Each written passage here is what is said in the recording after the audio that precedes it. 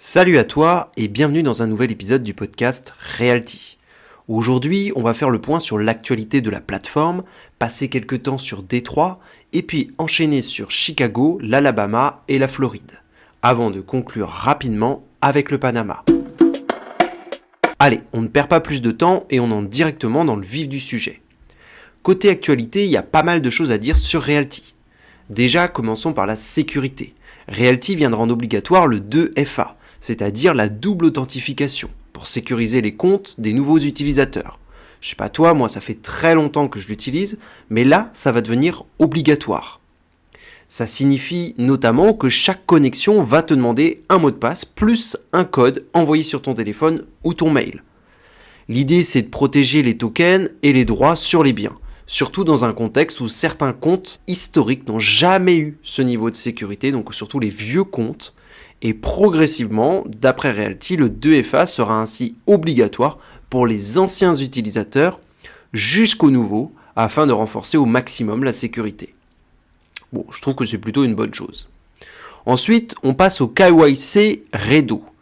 Tous les clients inscrits depuis 2019 et 2020 devront refaire leur vérification d'identité.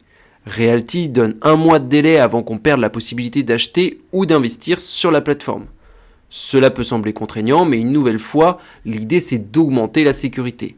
C'est crucial aussi pour rester conforme aux régulations et donc sécuriser le système face à toute contestation juridique. Si ton KYC n'est pas à jour, tu ne pourras plus vraiment interagir avec les produits, donc il faut vraiment s'en occuper rapidement. Pour l'interface utilisateur et la boutique, Realty travaille également sur une refonte complète, avec un affichage en 3 colonnes qui permet de condenser l'information tout en restant clair. On aura normalement accès, quand ce sera à jour, à des filtres par type de produit et devise, pour que tu puisses ensuite naviguer facilement entre les offres de réaffacturage, de préconstruction, de vente secondaire, de vente classique, etc. Tout est censé être beaucoup plus fluide et beaucoup plus clair une fois que cette mise à jour sera mise en place. Cette nouvelle UI devrait donc arriver dans les prochaines semaines et va permettre normalement de visualiser plus rapidement les différentes opportunités. Bon, on va pas se le cacher, il était grand temps que Realty se pose cette question et propose d'intervenir sur ce sujet. Je pense donc que c'est une excellente idée que moi personnellement j'accueille à bras ouverts. Je trouve que le site de Realty est pas du tout clair, il n'est pas ludique et il y a très longtemps qu'il devait être mis à jour. Concernant le marché secondaire, à présent, de nouvelles actualités également. Realty va intégrer les données blockchain directement sur le marché secondaire. Ce qui veut dire que tu auras accès à tous les documents de propriété lorsque tu voudras effectuer un achat sur le marché secondaire. Et ça aussi, c'était un indispensable depuis très longtemps et c'est vraiment une bonne initiative. Donc niveau actualité, je suis plutôt content jusque-là de ce qui va être proposé sur Realty.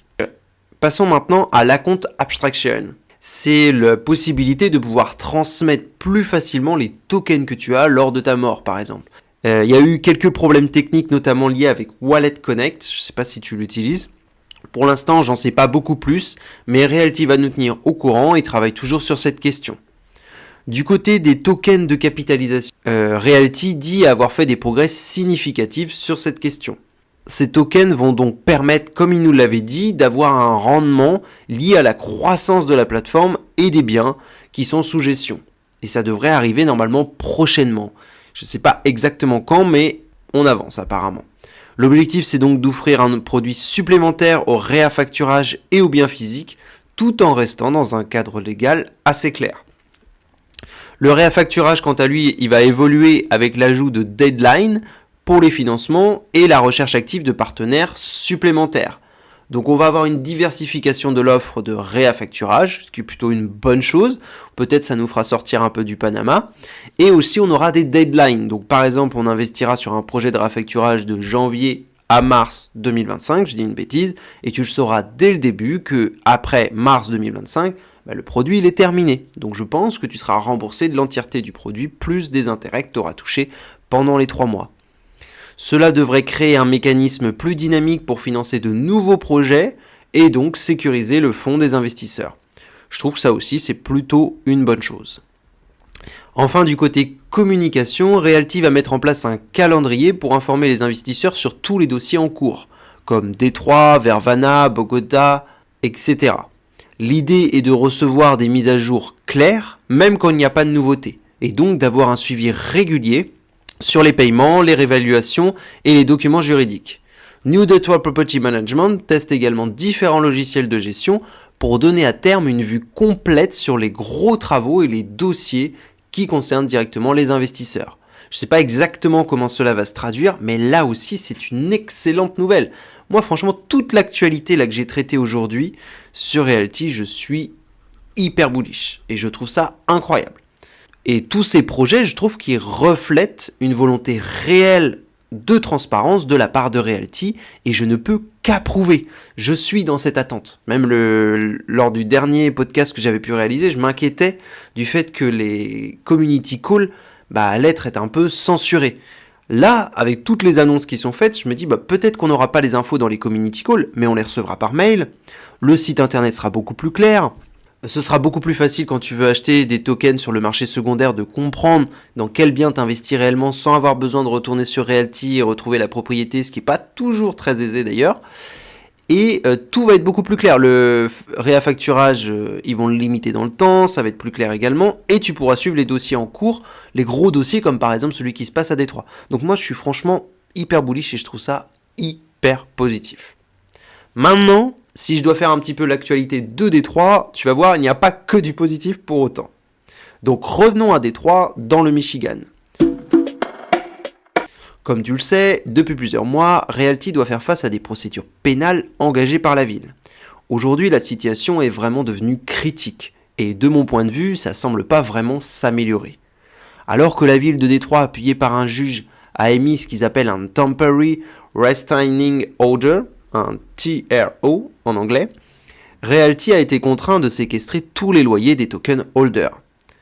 Résultat, à ce jour, plus aucun d'entre nous ne reçoit les loyers qui sont présents à Détroit. Et même si Realty s'est conforté à la demande en séquestrant nos loyers dans un compte escrow, c'est-à-dire un compte de tiers sécurisé, la ville de Détroit, elle, pour autant, elle n'a pas répondu aux demandes des avocats de Realty. Donc même si Realty est en train de payer les taxes des arriérés et assurer la couverture juridique, faire tout ce qu'elle peut pour améliorer la situation, la justice a dépassé son délai déjà qui était censé être minime. Là, ça fait au moins 2 mois que ça dure. Et la ville, elle ne fait rien du tout en contrepartie. Donc on n'a aucun engagement de Détroit, malgré les efforts amenés par Realty. Et c'est ce que Jean-Marc appelle un turbo ticketing, une application agressif des règles de la ville et qui complique encore plus la gestion des différents biens. Et c'est le cas en fait, la ville ça devient un nuisible pour Realty. En tout cas ça devient très compliqué de travailler avec la ville, puisqu'ils ne réagissent même pas aux efforts menés par Realty. En tout cas dans la version de Realty, c'est ça qu'on apprend. Et donc c'est quand même assez dérangeant parce que ce n'est pas du tout engageant et rassurant pour nous les token holders. Bonne nouvelle malgré tout, parce qu'il faut quand même un peu temporiser, sur environ 80 propriétés en mauvais état, voire même très mauvais état, certains sont déjà en train de prendre de la valeur. Et ce sera sûrement le cas avec l'immeuble multifamilial de Cadieux. Je sais pas toi, mais moi j'ai acheté du Cadieux, même sur plusieurs projets Cadieux, et apparemment il serait en rénovation, et d'ici la fin décembre, il pourrait être prêt. Il y a certaines propriétés qui ont été rénovées qui sont aujourd'hui passées de 54 000 $ à 120 000 $.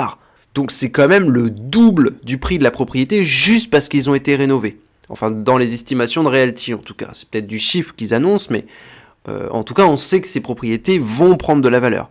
Donc c'est pour ça aussi que je ne vends pas mes propriétés à Détroit. Mais vraiment, tout ce qui se passe avec la ville, ça ne me rassure pas. J'ai l'impression que les choses n'avancent pas, que c'est hyper complexe, et que la justice, c'est toujours très long. En tout cas, je ne sais pas si je tiendrai ces positions pendant encore 10 ans. J'espère que ce sera réglé avant, mais rien ne nous le garantit. Et en plus de ça, Realty n'a pas accès non plus au compte escrow, où sont séquestrés les loyers. Donc rien ne nous garantit que les différents loyers seront redistribués un jour. Ni même qu'ils sont déjà collectés aujourd'hui, puisque je ne sais même pas ce que voit Realty. Est-ce que tous les locataires payent ? Est-ce que ce compte il est approvisionné tout le temps ou il y a des gens qui ont carrément arrêté de payer ? Ça, on ne sait pas vraiment, c'est pas très clair. Pire encore, le bien qui est situé au 1481 Greenfield, il est actuellement squatté par des gangs. Comme Realty pouvait le craindre et comme j'ai pu en parler dans différents podcasts, à cause notamment du TRO, ils ne sont pas autorisés à intervenir et les faire dégager. Donc en fait, ce gang va rester sur place.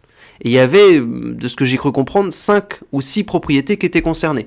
Alors je ne sais pas comment les autres ont été évacués. Là, il resterait apparemment, de ce que je comprends, uniquement le 1481 Greenfield.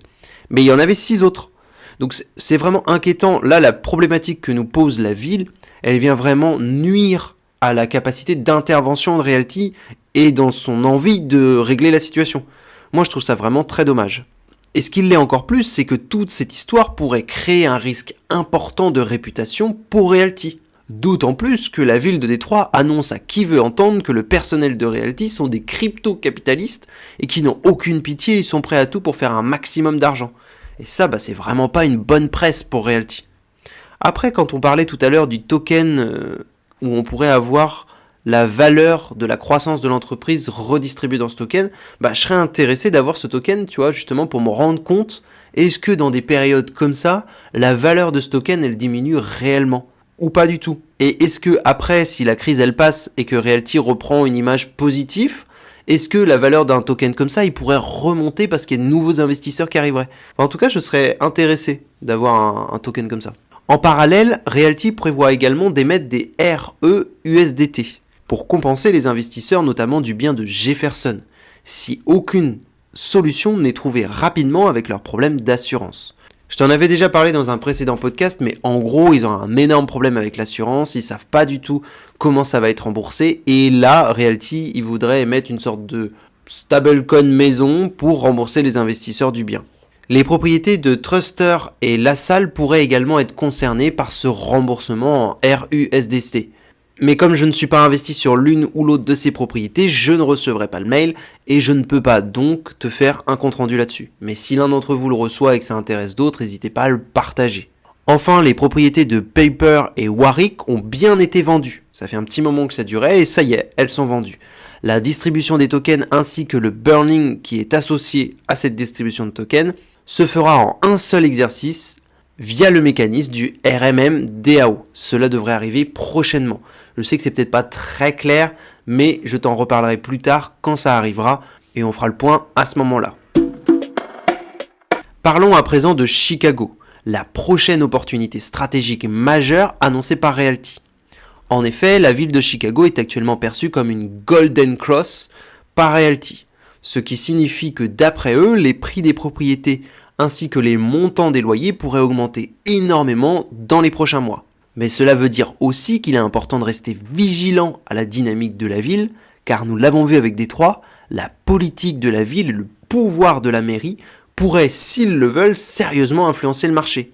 Et pour le moment, le parc de Realty à Chicago est composé de diverses maisons unifamiliales et multifamiliales, des propriétés qui, comme à Détroit, ont entre guillemets certains problèmes de violation blowout, hérités de l'ancien gestionnaire et sur lesquels Realty travaille déjà. Bon là, moi, quand j'ai découvert ça, quand j'ai entendu ça au community call, ça m'a vraiment fait tilt. Je me suis rendu compte qu'en fait, même si Realty, dans toutes les entreprises que je connais, est sûrement la plus transparente, ils le sont pas sur tout. Et les blowouts qui sont sur les propriétés, pourquoi on l'apprend que maintenant en fait? Apparemment, Chicago est concerné tout comme les Détroits. Et si la ville de Chicago veut, entre guillemets, empêcher Realty d'agir comme Détroit est en train de le faire, il pourrait le faire. Pourquoi on apprend ça que maintenant? En fait, moi, ça me dérange pas d'acheter ce type de propriété. Mais par contre, je dois être au courant du risque. C'est des propriétés qui sont dans des quartiers où il y a eu des criminels, ou alors c'est très compliqué, c'est des quartiers qui ont perdu de la valeur. Eux, leur but, c'est de racheter différents biens à proximité, de revaloriser tout le quartier pour que tous les biens prennent de la valeur. Ça, c'est un truc sur lequel ils ont été transparents, ils l'ont transmis, on est tous d'accord. Pourquoi vous ne dites pas dès le départ que ces biens, ils ont aussi des sanctions de la ville? Sanctions qu'il faudra donc répondre à un moment ou à un autre, mais au moins on est au courant, pas qu'on l'apprenne après. C'est comme en France, quand tu achètes un bien et que tu sais qu'il est classé D, tu sais, sous un horizon plus ou moins long, que l'État va finir par se positionner et te dire que le D sur un DPE, tu ne peux pas le louer. Donc, peut-être qu'on te demandera de refaire des travaux plus tard, donc de provisionner pendant ce temps-là, pour que tu puisses, descendre à B, C peut-être. Pour moi, les blowouts, c'est la même chose. il fallait qu'on puisse provisionner de l'argent de côté pour pouvoir rénover ces biens parce qu'à un moment ou à un autre, la ville allait nous imposer de le faire. Et ouais, c'est vraiment dommage, je trouve qu'on n'ait pas eu la transparence sur ces biens-là. Et puis ça explique en plus pourquoi les biens sont si peu chers au départ. Pourquoi la négociation, elle est incroyable ? Bah, elle est incroyable parce que Realty et Jean-Marc, je pense vraiment qu'ils sont incroyables, mais aussi parce qu'ils sont allés sur certains types de biens. Et moi, j'aurais aimé avoir cette transparence. Je sais pas ce que toi t'en penses, alors n'hésite pas à me le dire en commentaire, mais moi je t'avoue que en découvrant ce community call, je découvre aussi une des pratiques de Realty et je suis, non pas déçu par la pratique, mais déçu par le fait que j'en ai pas été informé avant. Et puis d'ailleurs, tout ça, ça nous rappelle des souvenirs assez sombres à Détroit. Donc j'aimerais bien à l'avenir que Realty puisse nous fournir un état des lieux des propriétés américaines dans lesquelles nous avons déjà investi et qui pourraient notamment être concernées par cette problématique, mais également qu'il puisse jouer la transparence s'il y a d'autres potentielles problématiques sur l'achat des biens au départ et que nous n'avons pas encore appris. Parce que j'ai pas envie de continuer à découvrir ce genre de choses sur le fait accompli. J'adore Realty, mais là je trouve qu'il est important pour moi de me positionner et d'expliquer que là, sur ce point-là, je suis en désaccord.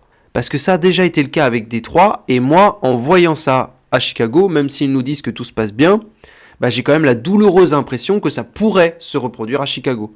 Et peut-être que c'est même le cas sur d'autres propriétés. Mais bref, comme la gestion immobilière est un point clé, Realty vient de prendre ses responsabilités et nommer un property management qu'ils ont jugé hors pair, là aussi ça rappelle des souvenirs, pour prendre en charge tous les biens de Chicago. Et on peut espérer que ce property management ne soit pas véreux.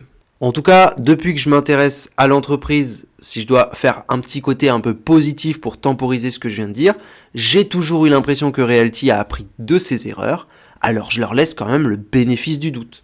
Mais tout de même, il ne faudrait pas que ce nouveau property management soit véreux, parce que là, je ne donne pas cher de l'entreprise si ce genre de choses se reproduit. Même si, comme je l'ai toujours dit, mais moi à leur place, j'en aurais pris plein des gens véreux. C'est compliqué de choisir des gens compétents, et je ne dis pas le contraire. C'est juste que quand ils ont créé New Detroit Property Management, je trouvais ça vraiment intéressant qu'ils puissent gérer les choses en interne. Maintenant, je me rends compte que les problématiques de Détroit, elles sont peut-être les mêmes à Chicago, et que ils reprennent un property management pour gérer tout ça. Après, ils ont moins de biens sur place, tu me diras peut-être pas créer un New Chicago Property Management, mais je sais pas, moi ça me laisse perplexe tout ça quand même. Côté locataire, le marché est considéré comme un win-win par Jean-Marc. Si la ville de Chicago poursuit sa politique de sanctuaire pour migrants, les subventions locales et fédérales pourraient alors venir soutenir le marché locatif et les loyers à long terme. Ainsi, si la ville se nettoie entre guillemets de certains quartiers qui sont problématiques, parce que Chicago c'est aussi pas mal de quartiers problématiques, c'est pas forcément une ville qui est tombée en faillite comme Détroit, mais elle a quand même un certain passé.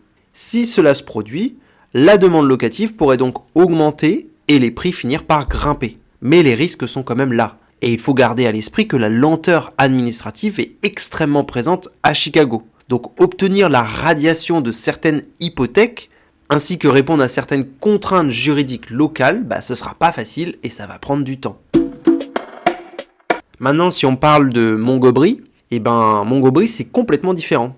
C'est un marché qui attire Realty pour sa stabilité et sa croissance.